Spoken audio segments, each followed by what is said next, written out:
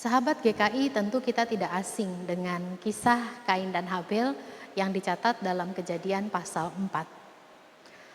Banyak mungkin di antara kita yang masih memahami bahwa kisah persembahan Kain yang ditolak oleh Tuhan karena Tuhan lebih menyenangi jenis persembahan yang dipersembahkan oleh Habel. Tuhan lebih menyenangi korban bakaran hewan. Apa iya Tuhan lebih menyukai barbeque daripada gado-gado?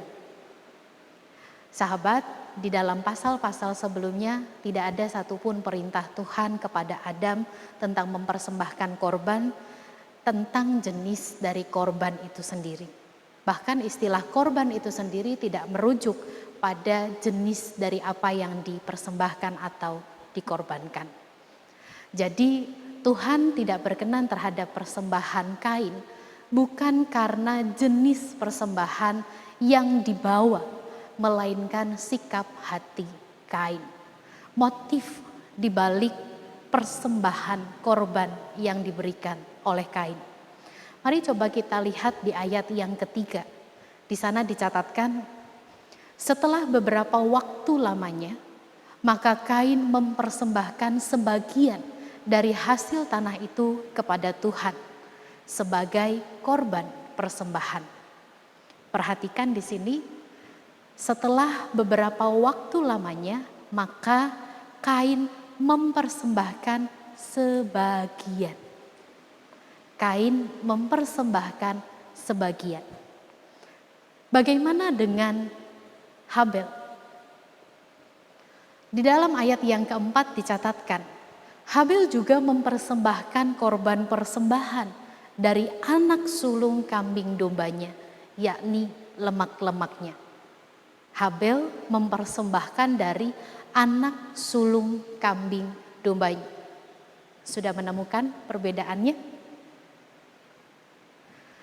Kain mempersembahkan sebagian dari hasil tanahnya, dari hasil panennya.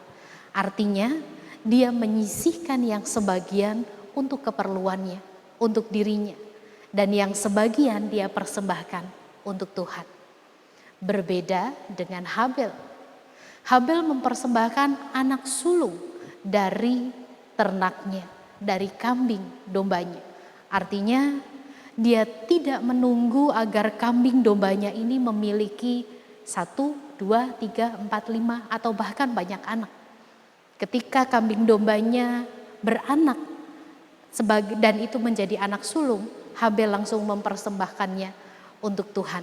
Habel tidak menunggu untuk memberikannya kepada Tuhan. Tuhan berkenan kepada persembahan Habel. Dia tidak memperhitungkan apa yang akan dia miliki. Tuhan berkenan kepada persembahan Habel karena Habel tidak memperhitungkan apa yang dia dapat ketika dia mempersembahkan kepada Tuhan. Dia hanya mengutamakan Tuhan. Dia memberikan yang pertama dan utama untuk Tuhan. Di sini kita bisa melihat mempersembahkan anak sulung bisa berarti atau bahkan mungkin bisa jadi itu sebagai yang satu-satunya. Anak sulung itu anak yang dinanti-nantikan. Dan bisa jadi hanya ada satu-satunya, ya si anak sulung itu sendiri.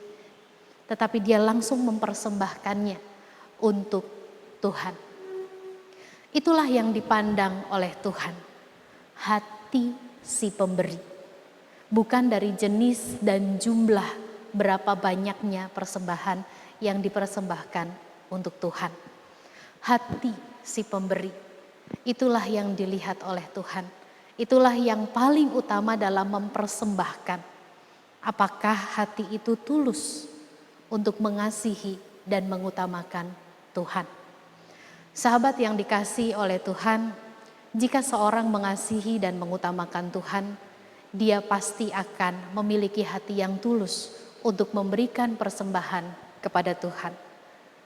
Dan sebaliknya, jika seorang masih mendua hati dari Tuhan, maka hatinya patut dipertanyakan dalam memberikan persembahan untuk Tuhan.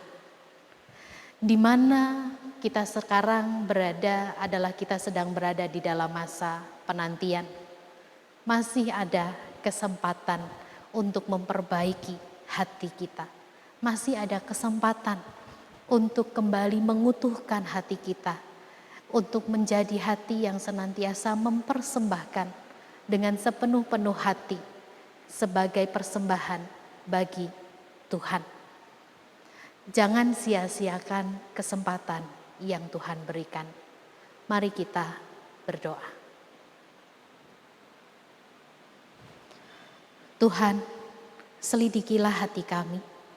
Apakah kami tulus untuk mempersembahkan yang baik? Apakah kami sungguh mengutamakan Tuhan dalam keseharian hidup kami? Dan kalaupun Tuhan menemukan hati kami serong daripada Tuhan, ampunilah kami ya Tuhan. Tuntun kami ya Roh Kudus, agar kami boleh terus berada di jalan Tuhan yang kudus. Hanya demi Kristus kami berdoa. Amin.